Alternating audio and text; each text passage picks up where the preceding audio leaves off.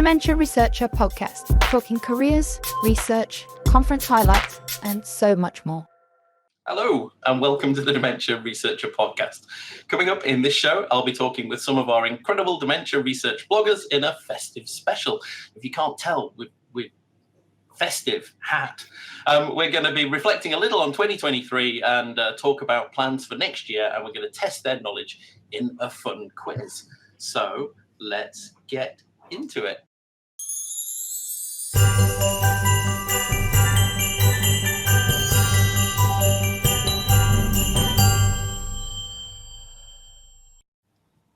Hello, I'm Adam Smith. I'm the Programme Director for Dementia Researcher, and today I have the pleasure of hosting this show.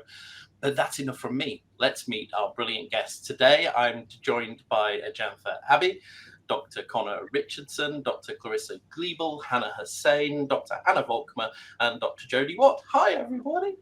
Hi. Sadly, not all of our regular bloggers could join us today, but I know they have some great festive blogs planned, so do remember to subscribe to our blogs podcast, and you'll hear those. So are we feeling all Christmassy? Yeah, absolutely. I tell you what, for the benefit, if you're listening to this rather than watching, absolutely everybody is wearing a Christmas hat and Christmas jumper. And the entire thing is entirely decorated all around them. It's incredibly festive. If you're watching on video, you'll know I don't always tell the truth. I always tell the truth. If we do normal introductions, I think we're going to be here all day. So for the first in our series of challenges, I'm going to ask everybody, I'm going to go around and they're going to have to describe themselves in 30 seconds or less. And I'm going to set a timer on my phone to alert us when your 30 seconds is up. And I'm going to go, because Anna is regular guest host and does this all the time, I'm going to go to Anna first. Anna, your 30 seconds starts now. Hi, everybody. My name is Anna Volkmer. I'm a speech and language therapist by background, but I'm a senior research fellow, NIHR-funded advanced researcher at UCL, specialising in dementia and interventions for people with progressive language difficulties and their family members. I think I beat the clock. You did. That's rubbish. You didn't get to hear the cool noise at the end. I didn't really think this through, did I? Clearly. No. But Okay, Connor, you're next. Go. Hi, I'm Connor Richardson. I'm based at Newcastle University. I'm a biochemist and biostatistician by background. I'm doing a NIHR fellowship at Newcastle at the minute on dementia epidemiology, looking at the effect of anti-inflammatories on dementia risk. Oh, you beat the clock too. And have you just come back from because you're a DemCom fellow? I am, yeah. And this is a chance to get a plug in because we're just about to embark on recording a new series with DemCom fellows. For those who don't know, DemCom fellows are funded by the NIHR and Alzheimer's Society, and there are over 50 of them working in the applied research collaboratives up and down the country doing amazingly incredible diverse projects on everything from eyesight to falling downstairs or prevention of falling downstairs, all kinds of stuff. And we're going to start a new podcast series with them where they're all going to take a turn at hosting and being guests on the show to talk about their work with a co-host who is, for the first series, it's going to be Chris Roberts, who's somebody who's been on the show before, somebody who lives with dementia. So watch this space for that. And thank you for joining Connor. I'm going to go to Clarissa next. Yes, hi everyone. Can I start before the timer starts? Yes. Go. So I'm Clarissa Giebel, Senior Research Fellow at the University of Liverpool. My background is neuropsychology, and my research is looking at dementia care inequalities and how we can find solutions so that everyone with dementia and their families can access care more equitably. And I'm also a passionate advocate for public involvement. So I run the Liverpool Dementia and Aging Research Forum. Thank you very much, Clarissa. And you also beat the clock. This is going to be no fun if somebody can't take more than 30 seconds.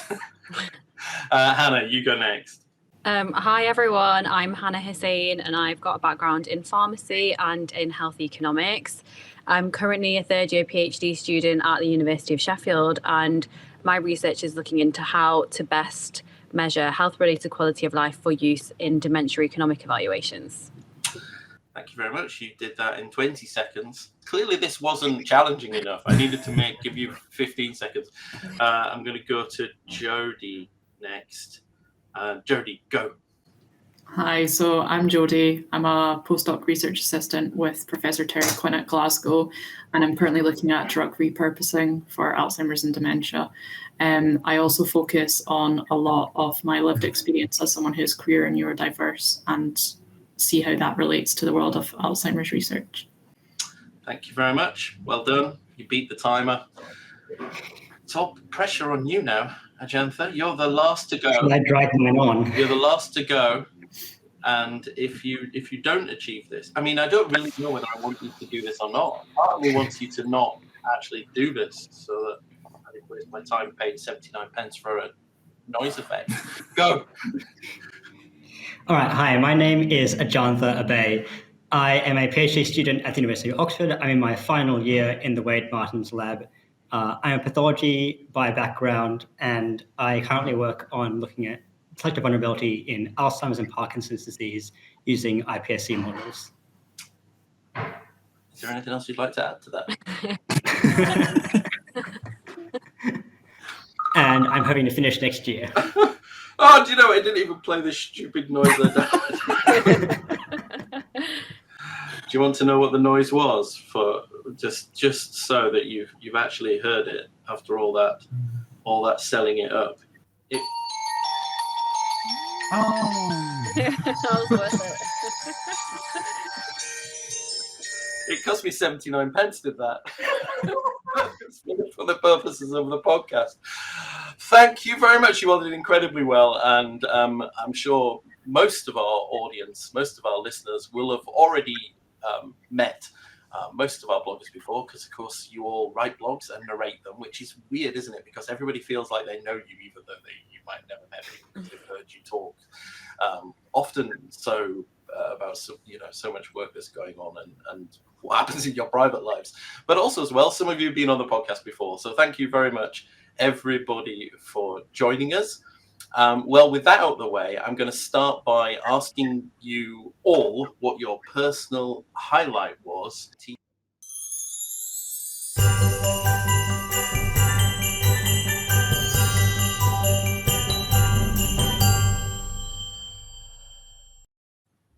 So, personal highlights of 2023. I'm going to go to Clarissa first.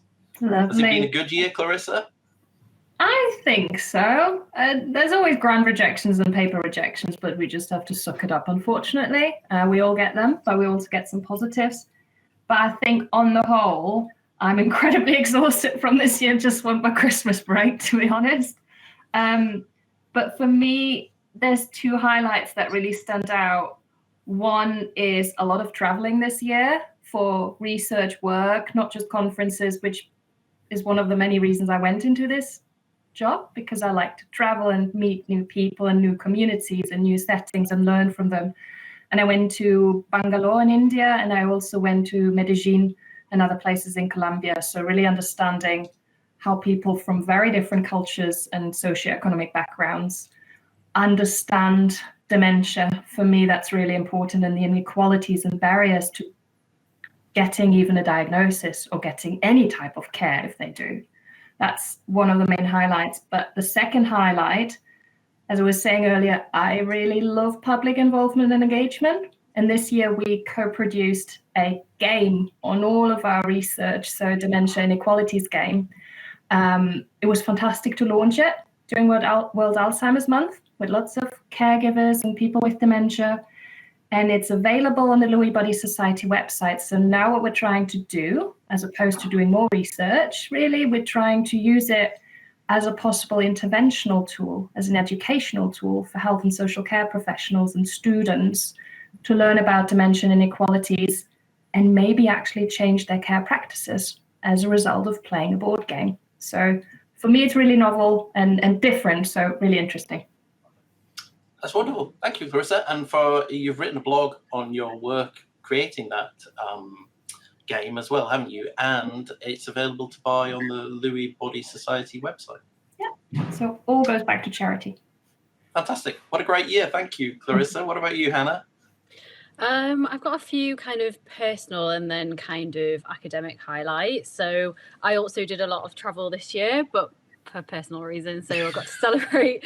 Still counts. Yeah, it still counts. Like some nice trips and, you know, just getting away and seeing the world a little bit more, which I think is one of the things about doing a PhD. Like it's a lot of work, but it's also, you don't need to request annual leave. So as long as you can work hard in the times when you need to work hard, you can fit the things that you want to do around that. So I think that's one of the things we don't maybe talk about enough, and it's been quite nice to be able to be present and engage and things like that. And my brother got married this year, so I was able to be really hands-on. I mean, I'm catching up now, but it's fine. I was there at the time. Is that because you're self-funding your PhD? Because I imagine not everybody can just go take time off. I'm not self-funding, but because it's flexi hours for me, I see. I can work longer hours after. I can work on the weekend, which just means I can be present in those times when I want to be present. And I'm not going to lie, working from home means that everyone is constantly asking me to do things. They just think you're not working when you're at home. Yeah, because I still live in my family home. In terms of my academic highlights, I presented at the Proms conference, and that was a big thing for me because I was actually able to integrate the feedback that I got from that presentation into a paper that I'm currently working on. So it was quite nice to actually see that through and get that into the works this year.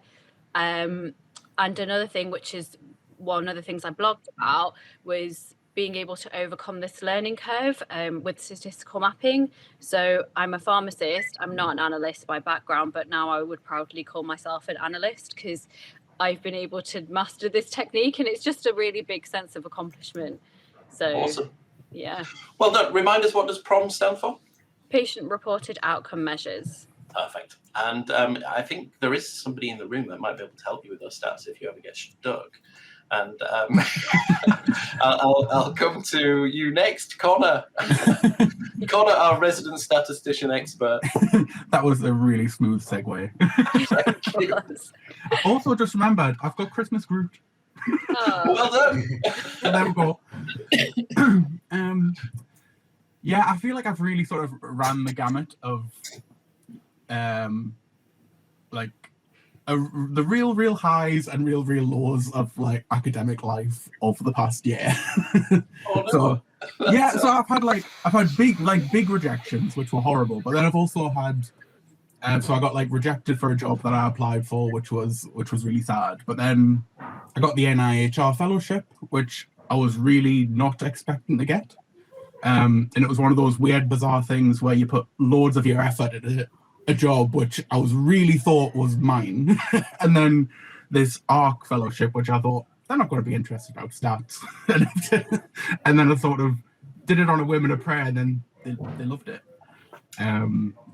But yeah, so yeah, had a few rejections, but the fellowship's been a big high. Traveling as well. Got to AAIC, was really fun this year in Amsterdam. It was nice not to have to traverse the globe to get there. It was the first time really I've been to a conference and already had connections that I knew people were going who I've already networked with. So I felt a little bit more grown-up researcher. And I didn't feel like I was going there going, oh, I need to go and make friends. So that was really nice. I know exactly what I was saying. Next week I'm going to the motor neuron disease conference in Switzerland, and we don't usually do much on motor neuron disease. We kind of do with ALS, and the thing that I'm kind of going, oh no, I won't know anybody because it's not. I bet I don't know anybody. I even emailed some people and said, hey, are you going? And everybody said no. I think it is exciting, isn't it? When you go and you're knowing, it feels like you're catching up with friends as well as enjoying the research as well. Well, thanks, Connor. And somebody else who knows a lot about successfully applying to the NIHR for funding is Anna Volkmer, who I'm going to come to Anna next. God, I'm getting good at this. You are. Beautiful segue. So I'm in the second year of my NIHR Advanced Fellowship. And one of the big highlights for me was when I put in my application for my advanced fellowship, I included funding for my very own PhD student. And they started in September. So it felt really exciting because I've always wanted somebody else to do all your work.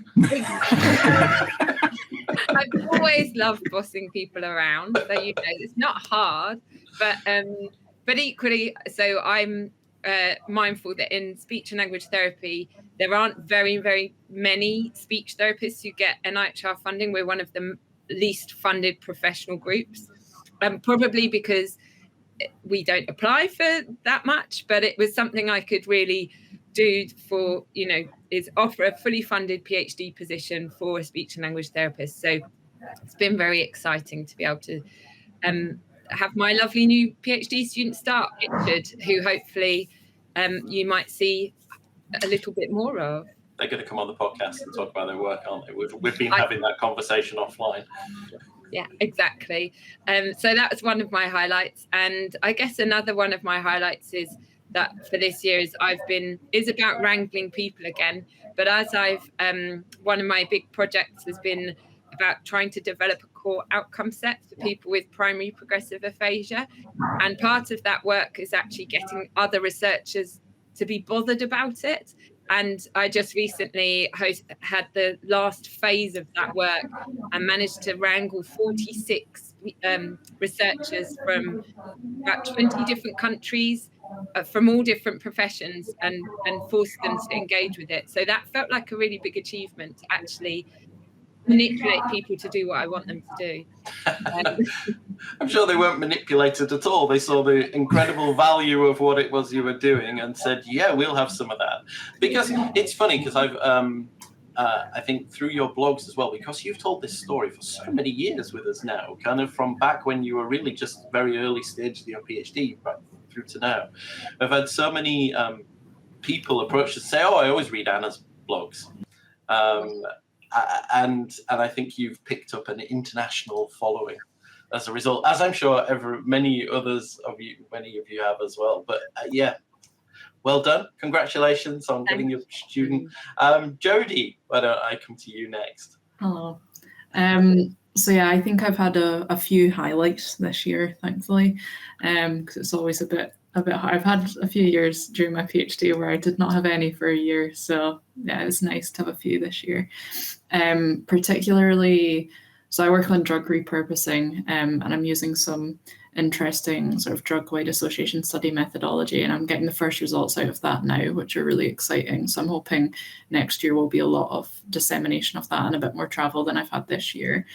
I'm also part of something really exciting that's happening in Scotland, which is the Brain Health Arc, which is sort of an alliance of various different groups for brain health research. So I'm the EDI rep on that, so that's very exciting for me as well. And I'm also, maybe it's just that I'm talking about these things more, but I also feel like I've had a lot more conversations this year around diversity and inclusion, particularly around queerness and disability and neurodiversity, and actually as well with Scotland, the island problem, if any of you are familiar with it, with the fact that essentially if you live on an island, often good luck, which is unfortunate, but it seems to be a topic of real discussion this year, which is very exciting because there's so many islands in Scotland. So we need to ensure that dementia care is also accessible and equitable on those islands as well as on the mainland. So I've read so many of those discussions before where they look at that. We need to bring Hannah in to look at the economic arguments, because they argue, that you can do things for large groups of people, but not for small groups when you've only got so much money. Money is always the excuse, isn't it?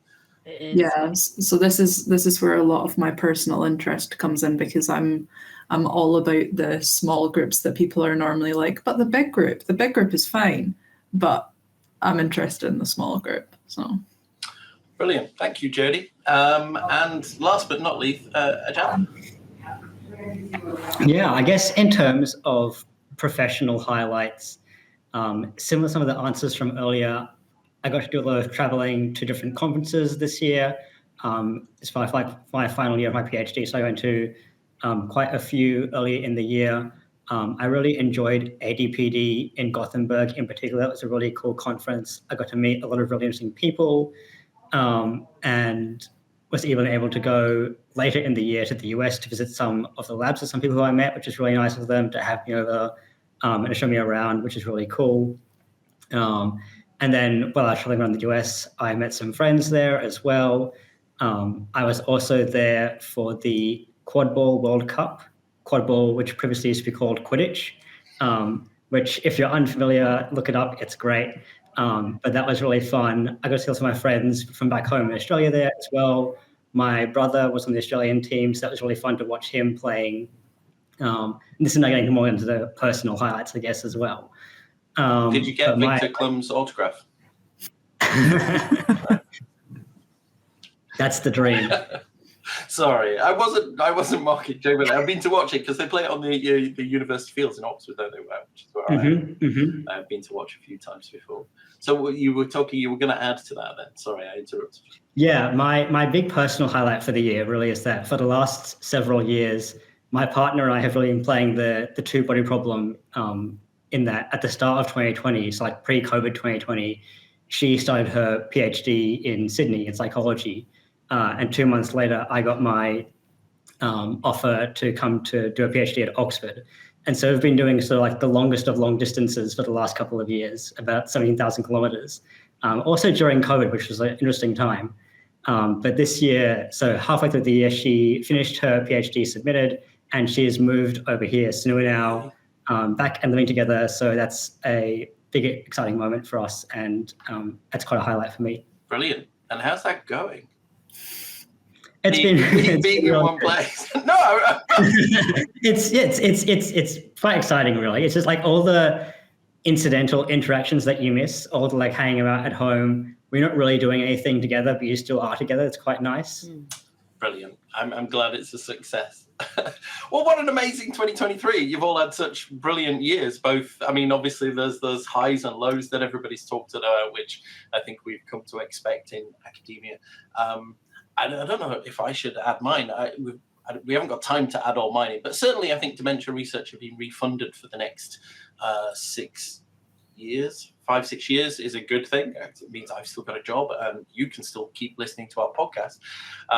That was a good highlight. And just, I mean, generally speaking, the kind of collaborations that we continue to forge and the opportunity to work with so many different people and attend conference events. I love that. It's so dynamic, which is what I love most about my job is we get this opportunity to just do fun, cool stuff. And we've got some more fun stuff. Look out for our app in the new year. I'm not going to say much more than that now. Brilliant. Well, it's time for one of these.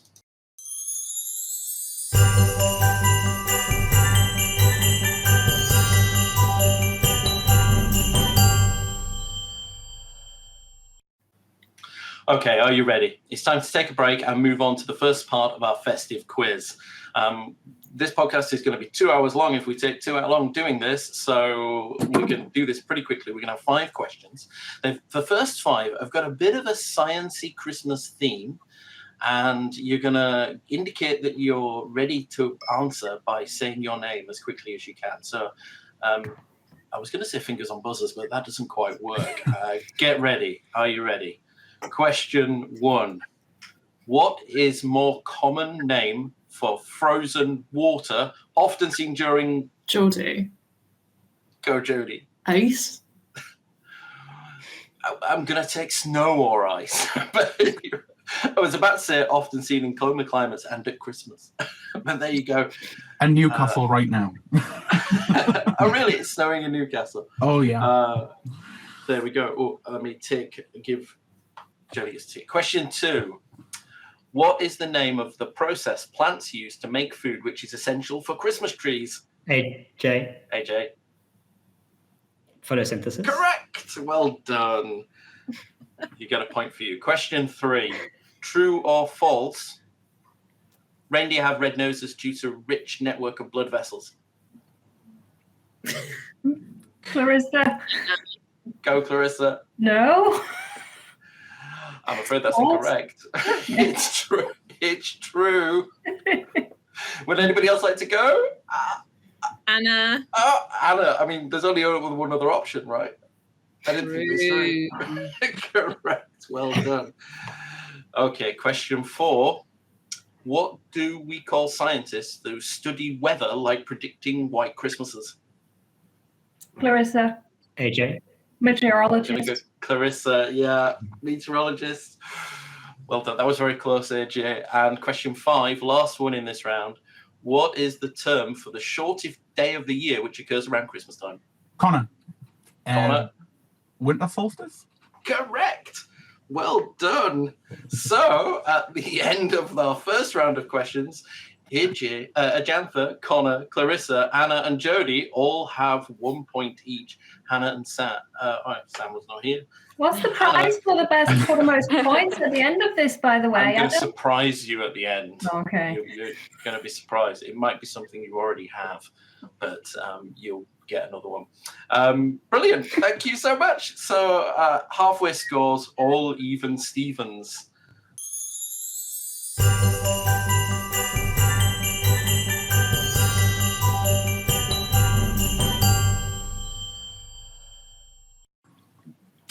So that's enough of that. We talked earlier about our personal highlights. What I want to ask you now is, what are the big discoveries or exciting themes that have emerged more generally from your research fields? Ajantha, you went last time. You can go first this time.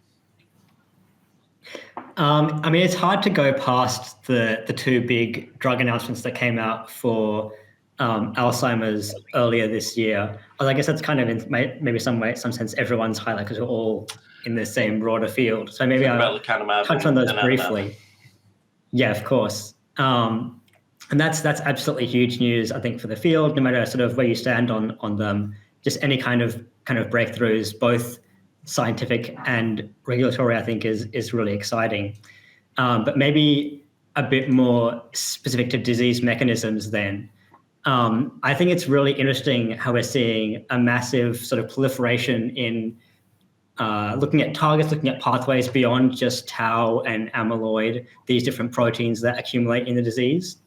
And we're looking a lot more at things like glia and inflammation, a lot more at things like lipids. There's a huge amount of research at the moment that seems to be going into looking at the role different lipids play in disease.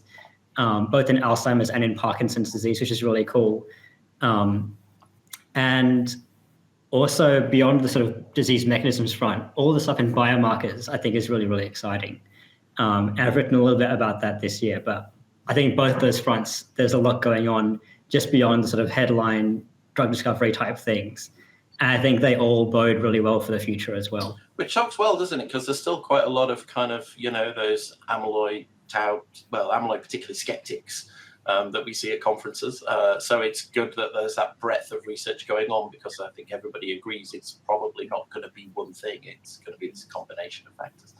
Thank you very much. Yeah, it speaks to that importance like diversity, both within researchers, but also in what we research, I think. Exactly. Thank you.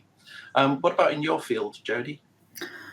Yeah, so I think you've hit on some very interesting points there. I think for me, I struggle a wee bit with, I'm very excited about these drugs, but I struggle a wee bit with the accessibility aspect of them. And that is a huge problem and a huge overarching question. So for me, with drug repurposing, which, or if anyone watching doesn't know, is essentially taking drugs that are already clinically approved and therefore their safety profile, things like that are known, and seeing if they have any utility in dementia, which would save us millions upon millions, because we wouldn't have to start the whole process from the beginning, and would also lead us to the clinic more quickly. So for me, this is a really, really exciting avenue for development, because it's potentially more equitable and more inclusive.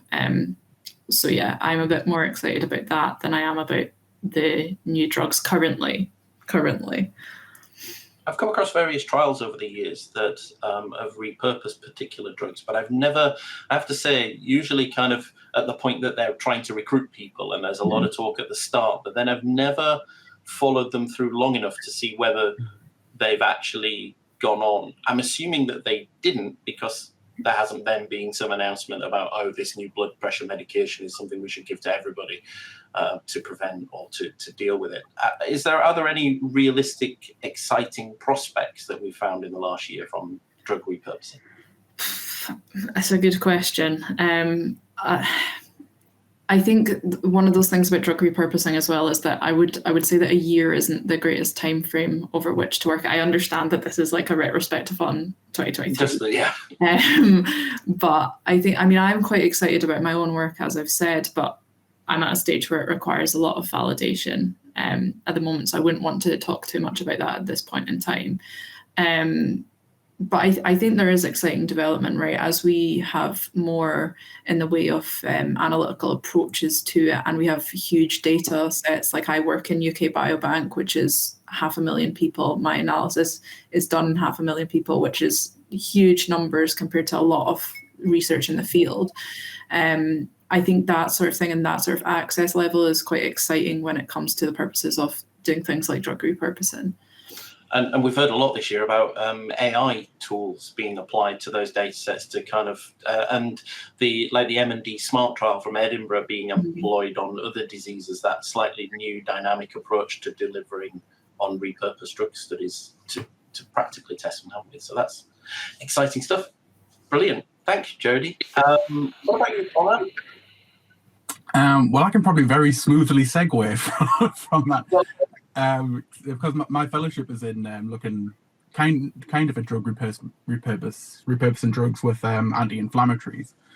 And my two highlights were going to be the growing amount of AI, which I'm still a bit of a AI machine learning skeptic in the vast majority of cases that it seems to be implemented in dementia research at the minute. But I think it's a really fascinating debate, and you can get into some very spicy debates between hardcore statisticians and hardcore computer scientists who come at analysing questions in completely different ways, and it gets quite spicy, but that's what kind of makes it interesting.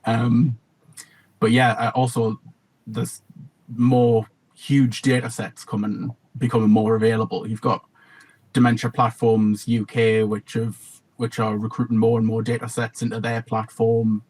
Biobank. We just got access at Newcastle to can't remember all the word, but CPRD, the Clinical Research Data Link, which is a huge database of primary care records. So that really helps you sort of tie in together these things, often things which are you want to look at all together, but you can't. So you can either look at medication in one data set and clinical records in one, and MRI scans in another, and they're all disjointed over different areas. And I think now you're starting to see these bigger data sets sort of merge their data together so you can do some much more exciting analysis with them. Those advancements in technology are really making a difference in that space, aren't they, as well? Mm-hmm. And I doubt anybody's, because I don't think anybody here works in biomarkers particularly, but so we should throw in there that the advancements in blood biomarkers are clearly a hot topic they've been a hot topic for many years, but it feels like we're closer than ever, particularly in the UK with this new large grant that the charities have come together to actually implement a blood-based biomarker dementia test in the NHS within 5 years and test it in a real world. And I suppose, interestingly, those advancements in blood biomarkers must also add into drug trials of repurposing, because you've got so much more information you can get from blood now while somebody's on the trial than you could years before, possibly. Brilliant. Thank you very much. Anna. I've got Hannah and Hannah. I confused you there. I was looking at Anna, but saying Hannah. I'm going to say Anna. That's fine. I've always grown up with a Hannah in my class at school, or someone. I think it's or an Anne. People's names always get mixed up. So I was lucky enough to be the podcast host for the MAB discussion that we've recorded, and I think I do think that all these disease modifying all the kind of advances in disease modifying drugs are super exciting and enormous, not just because of what they are, but also for people themselves and their family members because of the hope it creates. Because I guess with my clinical hat on, I have been hearing people ask me for decades, when are we going to get anything that is anywhere near a cure? And suddenly this has provided a lot more hope and money. And although I think there's a huge accessibility issue, I completely agree. What I've also noticed is there's lots more money that's available to do research into access.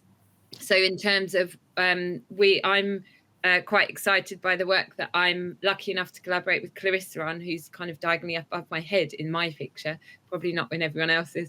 But we've been collaborating on a big piece of work looking at, I guess, access to diagnosis, access to care for people who have dementia, but who are from more diverse backgrounds. And I think that's something that's really, and looking more narrowly in speech and language therapy and dementia, it's certainly a conversation more people have been having. So not just can a person get a diagnosis, but can a person access an intervention? And if so, what adaptations do we need to make? So we're doing lots more projects looking at adaptations of interventions for different languages, but also cultures. We just recently hosted a bit of a conference, a Better Conversations conference, that particularly focused on that topic. And I think that's super exciting, given I've grown up in London. I'm myself a little bit of a mishmash of nationalities. I feel that's really exciting to be able to be talking about that in terms of real life and how we can rationalise that into day-to-day research and care. I mean, that's come up on the drugs and in care now, isn't it? That personalised. We talked a lot about personalised medicine, but personalised care, or we used to talk about person-centred care, didn't we? Whereas I think we are getting more broadly now to think about people as individuals and what they need, both in terms of drugs and medications, because no one type of dementia is necessarily going to be the same, or symptoms can progress differently, but also in the care they receive as well. It is an exciting time, and I really enjoyed the lecanemab donanemab podcast. We did get a little bit of traction on social media, questioning some of the discussion that went on there, which I quite enjoyed. It was deliberately provocative, but I think Sir John and Kath and Nick did an amazing job of presenting a very balanced picture of where we're at with that, which is, yes, this is complicated to implement. Yes, they're not immediately going to be available, and yes, not everybody's going to be useful for them, but it is progress. And you're right, it's brought so much extra money and focus, that prospect, because also the knock-on effect has been that everybody realizes that you can't prescribe that drug if we haven't got good enough diagnostics. So there's also been a lot of research now, money invested in improving diagnostics, which hasn't just been blood biomarkers, it's been about different scanning techniques, online cognitive testing, which has then brought us more towards prevention. So I agree. Thank you very much. And actually, I think there's also realised it's not a fait accompli, so it's not going to completely cure everything. I think we also need, the care has to be funded alongside. So I think it's actually just drawn more money overall to the sector, which is great. You made a brilliant point in that podcast about if you prolong people's lives by taking this drug, but they don't get better, they stay the same, then that means people are going to need care for longer. The kind of interventions they're going to need it for longer as well. So I worry that researching that is going to be lag behind. We'll get the treatment and the drug, and then everybody will go, oh, wait a second. But hopefully not. And you are amazing in finding that point. Thank you. Hannah, what's going on in the world of health economics? So for me, because my research is it's into health related quality of life. So like I said, PROMs, patient reported outcomes. So I've got kind of two fields that I'm interested in, which is PROMs, but also the how economic evaluations take place. And just a segue from the point you just made about care, that's the kind of thing that I'm interested in terms of the research developments that have been happening potentially over the last year, but a little bit longer, in terms of what are being considered as costs as part of an economic evaluation.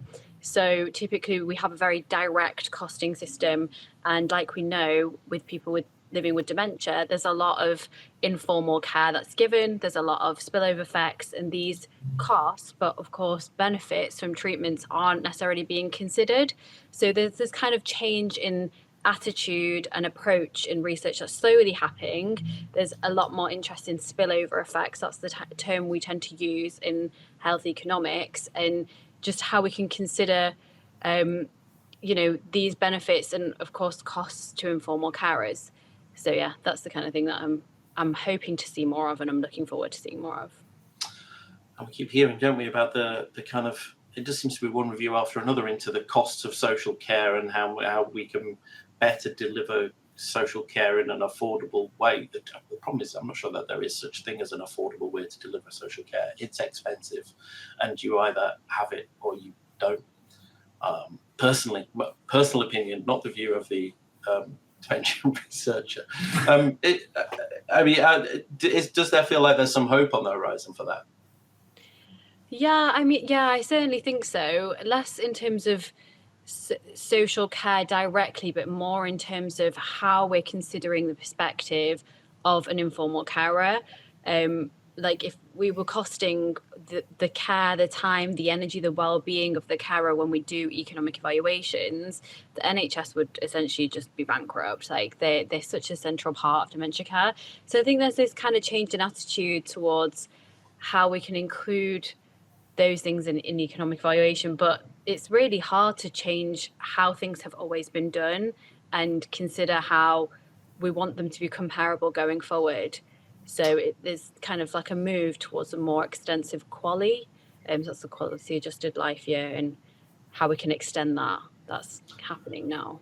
Which gets me to thinking, actually, because I just reminded me that a theme that's come up on the podcast throughout the year has been implementation, or lack of implementation, or implementation science, or what more can we better do to implement the things that we create that we know work. And that economic evaluation seems to be more important than ever to build on that case for why this should be done, to make the argument that this will, it shouldn't come down to money, did it? But if you can prove that, not just about the cost, that it improves the quality of life, that then contributes overall to well-being and the money side of things, things will become more implementable. We need somebody like you, a health economist, on every study to add to that, because I think it would add so much weight, because unfortunately it's also often an afterthought as part of a study. Oh, we'll crack in, do the research, and then we'll do the evaluation later. So if you embed it from the start, I think so many more valuable interventions would get implemented if they had that evidence there as part of it. Thank you very much, Hannah. Clarissa, you've been very patient. Well done. It's all right. What's hot in the inequalities research field? What's hot? Games. I hear games are the thing, the way of the future. Yes, but I want to pick up on Anna's point of social care, because that's really what I do. I look at social care and inequalities in that. And I find it positive, really positive, that there's been a much bigger investment now in social care research, at least in the past year, not necessarily, unfortunately, in social care from the government, but in research. So we have a research program for social care, for example, that's launched. We've got a new research support service that's based in Lancaster, which is solely focusing on social care, and I'm fortunate enough to be part of that. And there's lots of other pots that supports investment into how we can improve the lives of vulnerable people and their families from a social care point of view in terms of research measures. But then you're right, how do we translate that effectively when the social care landscape isn't really well funded? So the game may offer a low cost intervention perhaps, but that's just, obviously I'm biased, I love the game. But what we need to do is find, I suppose, low cost interventions to help work around the limited budget within social care to help people access care more equitably. It's really tough, and it's really frustrating as an academic when we suddenly find things that work I don't know, dementia care navigators, admiral nurses, etc. But then there's no more investment because we kind of know they would reduce inequalities and improve care. But how far can we go? We can go to policymakers, decision makers, but will it actually be taken up? So I think that's something we all have to work with third sector organizations a lot with to kind of raise awareness. I agree. I haven't thought, I mean, so the NIHR this last year has invested lots in social care, hasn't it? It's kind of renewed contracts with the School for Social Care. It's got lots of new services. I don't know how that plays out elsewhere in the world. I mean, tell us in the podcast comments, how well funded is social care research where in the world you are? I think in the UK, it's definitely come up the agenda and it's getting a good slice of the funding. It's not all money going into fundamental science like some people might think. But thank you, Clarissa. And the point about creating lots of small, low cost, I think it's that knowledge, isn't it? It's not necessarily that you need a great new expensive multi-million-pound service to deliver interventions, but having small things that people can do day in, day out and evidence to back them up, and then a way to train people to make them aware of it could actually be more impactful quickly. And a lot of buy-in and support from the managers of all those organizations. That's kind of key to implementing them then. I have a personal bit of a bug about this. I think over the last 10 years, we've become a little bit too dependent upon relying on digital methods to reach people. And so when I used to work on joint dementia research, you kind of fell back on that. Twitter became the new way of telling everybody everything. Or email, we'd send email bullets, or we'd do Twitter. Or during the pandemic, we just relied entirely on webinars. And I think that old school method of being face-to-face, in person, going, meeting people, talking to them, presenting something in front of them, standing, arranging meetings, I think some of that's been lost a little bit, I think. And I think some of these things we'd like staff in healthcare systems to do, we need to actually get out of our chairs and our offices and our back bedrooms, wherever we are, and actually go out and talk to people. And I think things will stick more. Personal view. Does anybody disagree or anything? No, to add to that? I was just going to say, Adam, at the DEMCOM meeting yesterday, we were there was a session on impact, and there's someone, I can't remember his name now, but he's based at Newcastle, and he has links on the NHR website, so you can find him, and he has a sort of framework for, I think, called it like impact analysis. And it kind of breaks it down into like, who are your stakeholders of your research, and in what ways do they care about your success, and does your success matter to them? And he kind of breaks it down into, I'm going to send an email a week to this person and say this specifically, and then try and get an in-person meeting with that person and try and build those kind of, just like what you're saying, like not just throw it out into the internet and hope someone cares. Like actually think about who you want to do and do in a sort of systematic, planned way. There's a reason why people like drug companies still have drug reps, isn't there? They're that face-to-face contact that going out there is still incredibly powerful. And I think in implementing some of these interventions, we could make more use of that. The problem is it's time, isn't it? It's time now to get out and spend time talking to people. But I think if we can build that in as part of our plans, we might have more success. Well, that was all very serious, wasn't it? But thank you so much, everybody. Is there anything we think we might miss? There's going to be people listening going, how did you not talk about this big thing that happened in 2023? I think we talked about biomarkers, we've talked about new drugs, we've talked about care. Any other hot things that we've missed? We talked about technology. There's so much technology going on now.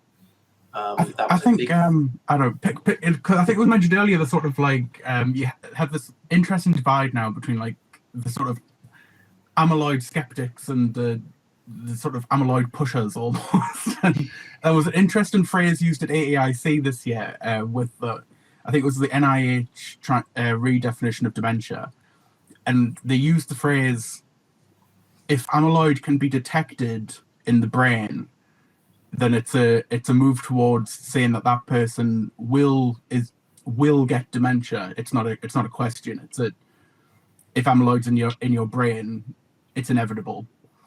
And I thought that was Is it though? I thought I suppose. No. Well, it's not. I mean, there's loads of studies to say that, people live with amyloid in their brains perfectly healthy until they die. Lots of post-mortem studies have showed presence of amyloid, haven't they, for people? But it's an interesting sort of shift in how people are thinking about the disease.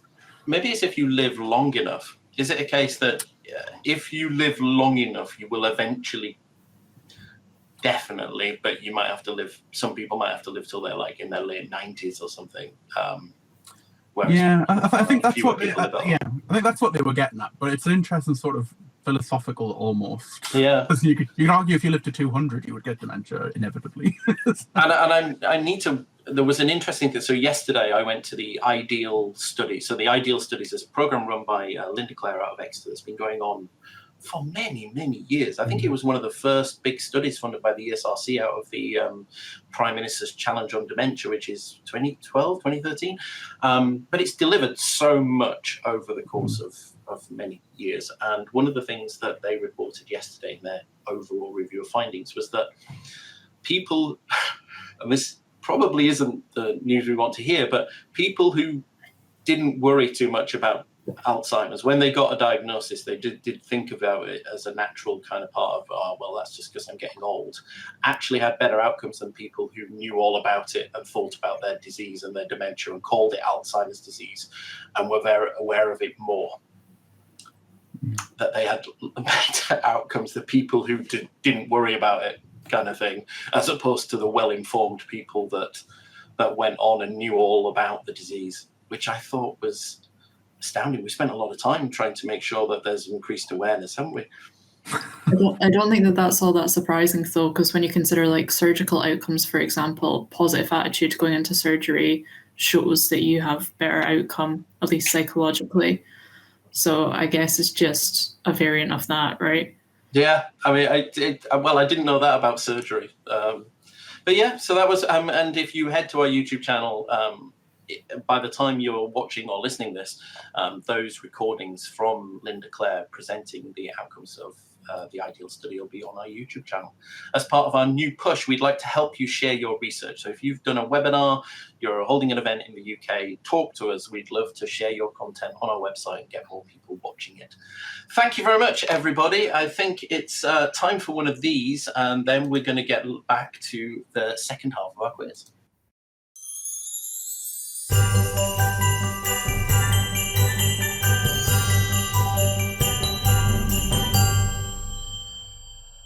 Just to recap, after round one, Ajantha, Connor, Clarissa, Anna, and Jodi are all on 1 point each, and Hannah, poor Hannah, was the only one not to get a question in round one. You need to be quicker, Hannah.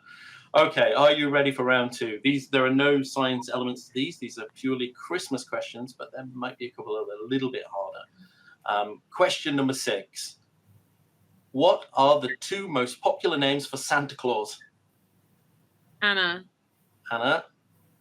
Santa and Father Christmas? Incorrect. Anybody else? Connor. Kris Kringle. And? I thought it might count as 2. I think you've had too long. Sorry. I can give you a German one, but that won't count. Go on, Clarissa, do you want to guess 2 most common names for Santa Claus that obviously aren't Santa Claus? Anna, can I have another go? Anna. Well, Clarissa's got another go. Clarissa said. Well, for us, it's Weihnachtsmann and Christkind, which is baby Jesus, basically. There's one more, though. There's baby one Jesus isn't Santa Claus. Yes, he or she or it is in our culture. What? Yes. So in Germany, Santa Claus and baby Jesus are the same person. Well, Santa Claus comes on the 6th of December, so your boot will be filled with chocolates and presents.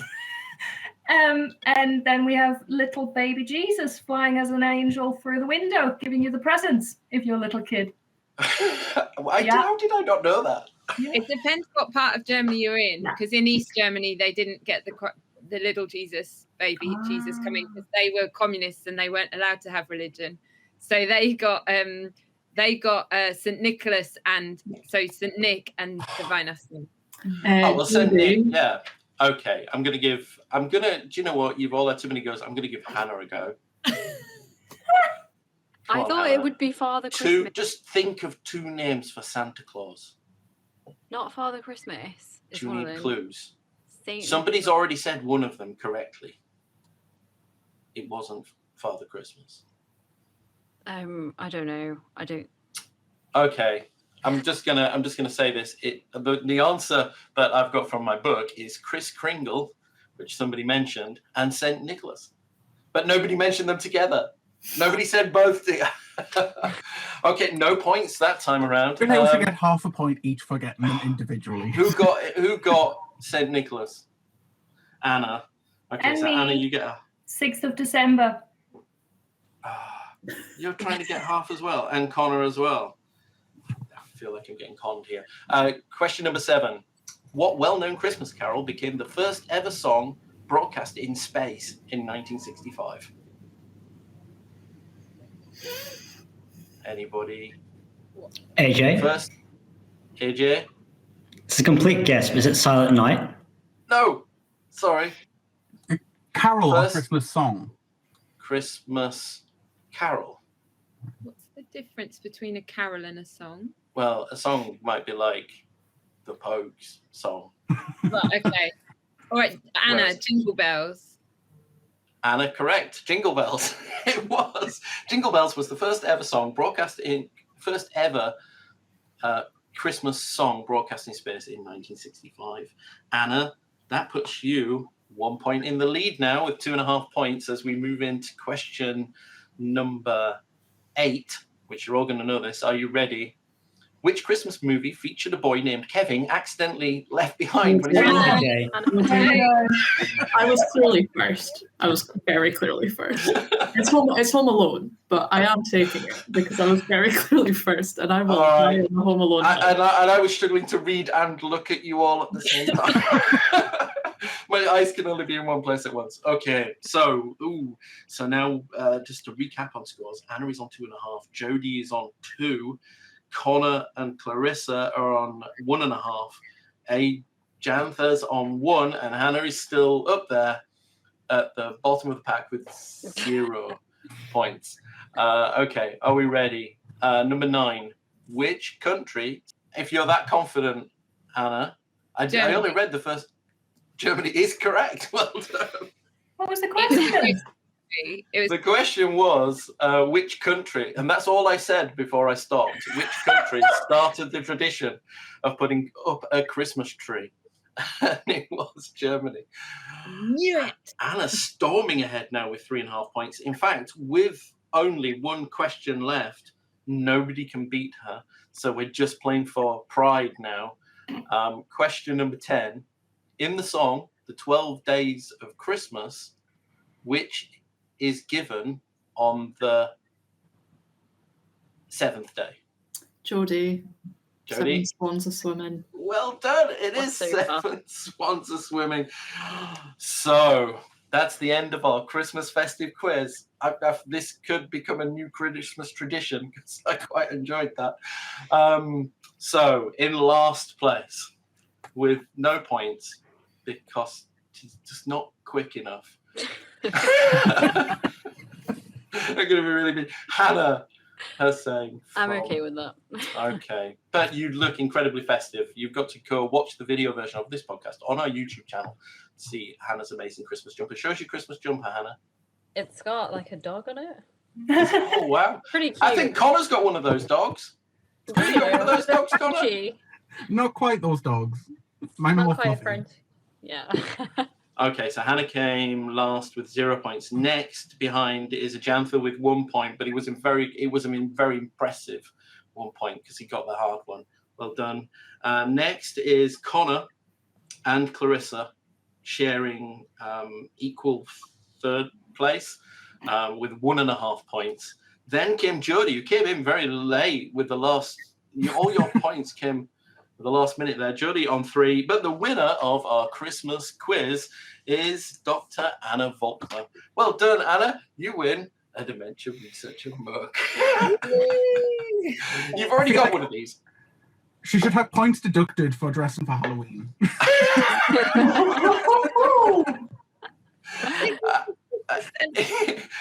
Yeah, we ought to just address that, didn't we? Just because I know we talked about it before we started recording, but anybody who's watching will be looking and going, why is Anna wearing a bat on her head?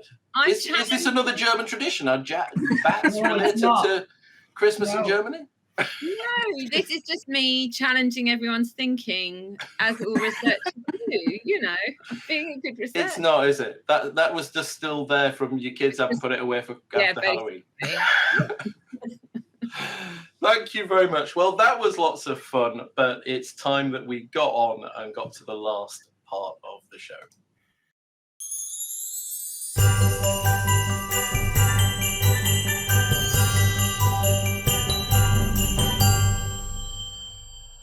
So we're running over time. We're going to keep this nice and quick. What I'm going to do in this last segment is ask everybody a really simple one, which is what are they most excited about for the coming year ahead, which is, of course, 2024. You can pick on a personal one, professional one, whichever you prefer. And I'm going to go to Hannah first. Hannah, what are you most looking forward to?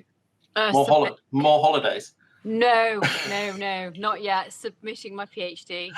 Is that coming this year? It's coming April 2024. So are you not jinxing that by saying right now you're definitely going to do that? No, I'm confident. I'm looking forward to it. I'm just like going at it with a positive mindset and manifesting that I get it submitted.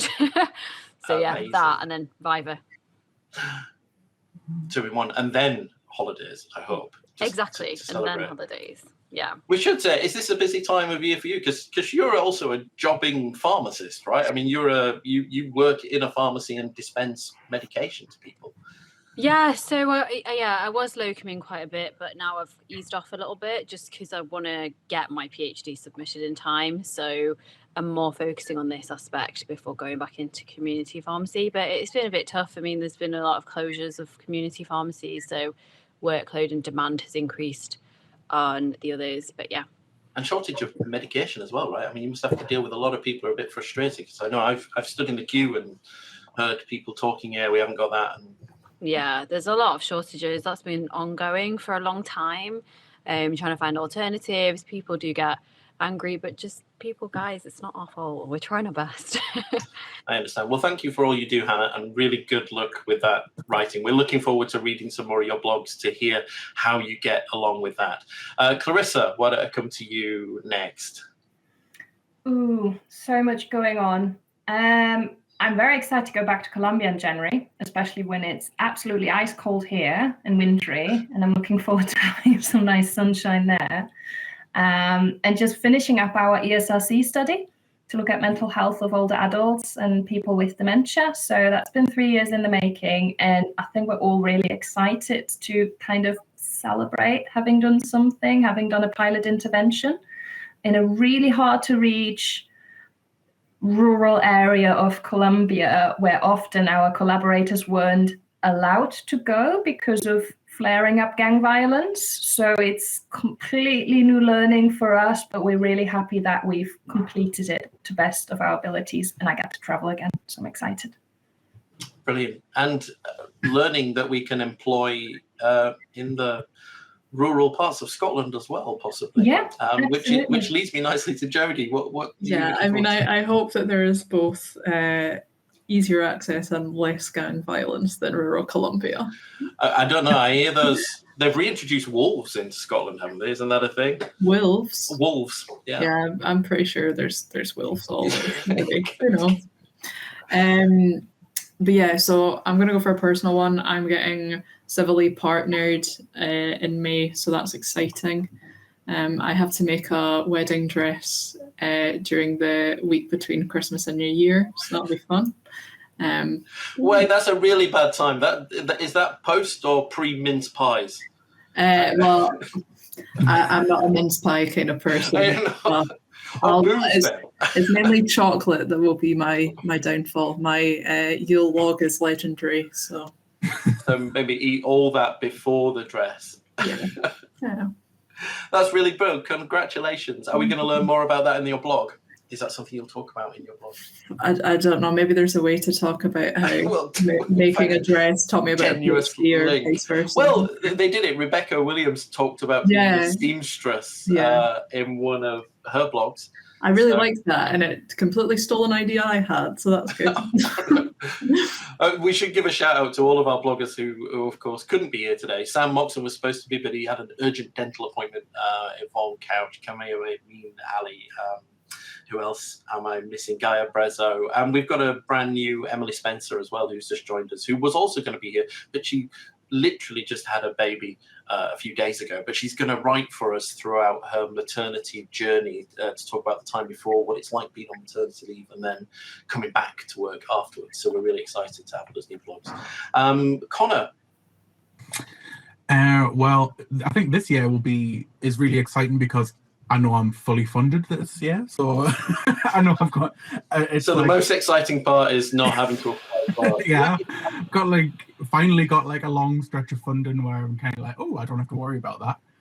And do you need money to do stuff? Because I know that often we've had blogs this year talking about fellowships, how you get your fellowship and then you think, great, I don't have to do anything, and then you realise you haven't actually got enough money to do things, so you still need to apply for more money.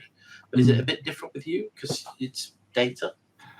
So I don't really need costs to kind of do data analysis. So yeah, I am quite lucky in that. So I think the reason I've got quite a nice bit of money is because I only needed to fund my salary. So as long as I've got my laptop and my data, I can do what I want. But yeah, so the other half of my work, apart from fellowship, is working with I do neuropathology data analysis with Steve Wharton in Sheffield. And he does the brain stuff, so I don't need to worry about getting money for those costs. Someone else deals with that. So yeah, it should be nice not having to worry about projects and stuff and conferences. Will we be seeing you at AIC? Hopefully, yeah. I'm looking forward to have that mythical thing that senior people talk about, is having space to think about where you're going. I've never really had that. So. Get some of your own PhD students now as well. Thank you very much, Connor. Who haven't I gone to yet? Ajantha, I haven't asked you that question, have I? Mine is going to be quite quick because it's going to be exactly the same as Hannah. I'm also planning to submit my PhD thesis next year, also hopefully in April. I'm really gunning for April because that way it'll be before my birthday, so it'll be quite nice. But yes, it's most what I'm looking forward to. Submitting that, getting it all done, and then taking a bit of a break. Brilliant. Well, good. Also, good luck. And if any of our listeners have any top tips or are about to submit their PhD themselves, we've got lots of blogs and podcasts and other things talking about PhD writing. So do have a look at those. And if you've got any top tips, post them in the comments because I'm sure Hannah and Ajantha would love to hear those. And then last but not least, our quiz winner, who I know has got a busy year in 2024. Hannah, what are you most looking forward to? Oh, lots, but I am going to Australia for the International Aphasia Rehab Conference, which I've been invited to as an invited speaker, not quite a keynote, but an invited speaker. So that's pretty awesome. And that's in Brisbane, in Queensland. So that's pretty awesome. And while we're on the theme, you were talking about, people going on maternity leave and still doing research. I'm quite looking forward to I've got 2 kids, the last one starting secondary school in September, which makes them more independent. So I never then have to, currently I organise all my meetings around having to pick him up quite often. So once he's at secondary school, I can just work and he can come home. No, you're not supposed to say just work. You're supposed to say, I can go for a run when I like. No. Well, no, I can do that also. But what I don't have to do is have conversations with other parents at the school gates, which is always painful and annoying. So I get to actually do this. This is adding into that claim you made on your bio, which is you are the scariest speech and language therapist, which I've never believed. From knowing you, I would never believe that. But maybe there's a side of you I've never seen. And you're just nice to me. Maybe, exactly that, maybe. Wonderful. Thank you very much.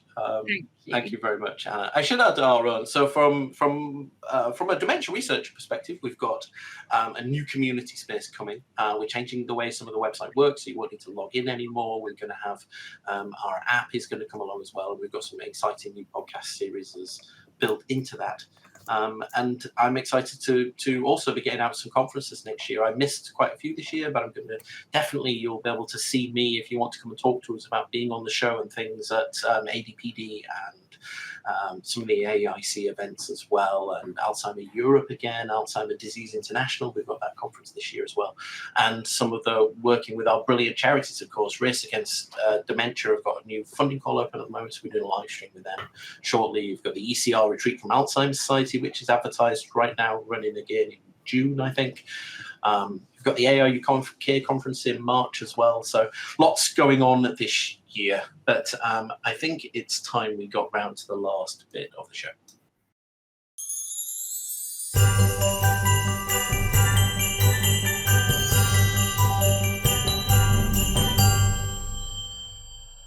Well, the last bit of the show is essentially me just thanking everybody because we've run way over time, as ever we do. But I'm going to allow for it because it's a Christmas special. All that remains is for me to wish all of you a brilliant festive season and to thank my incredible guests, Clarissa, Hannah, Anna, Connor, Ajantha, and Jodi. Of course, you'll find all their blogs on our website and that of our other bloggers as well. They write for us on the Dementia Researcher website every month. You can also hear them reading their blogs in your favorite podcast app and on YouTube because they all do these wonderful narrations, which I really enjoy. I love hearing people read their blog. It kind of really brings them to life. So if you're not already a listener, go look for Dementia Researcher, the blogs in your favorite podcast app. And of course, we also curate playlists for each individual as well. So if somebody's work really resonates with you, if they work in the same field or you really enjoy what they write, you'll find those curated, individualized playlists in Podchaser and on YouTube as well. Thank you so much, all of you, for all the contributions you make to our website and for joining us today. And thank you very much. I'm Adam Smith, and you've been listening to the Dementia Researcher podcast. Happy holidays, everybody. Thanks. Bye. Bye. Bye-bye. The Dementia Researcher podcast was brought to you by University College London with generous funding from the UK National Institute for Health Research, Alzheimer's Research UK, Alzheimer's Society, Alzheimer's Association, and Race Against Dementia. Please subscribe, leave us a review, and register on our website for full access to all our great resources. dementiaresearcher.nihr.ac.uk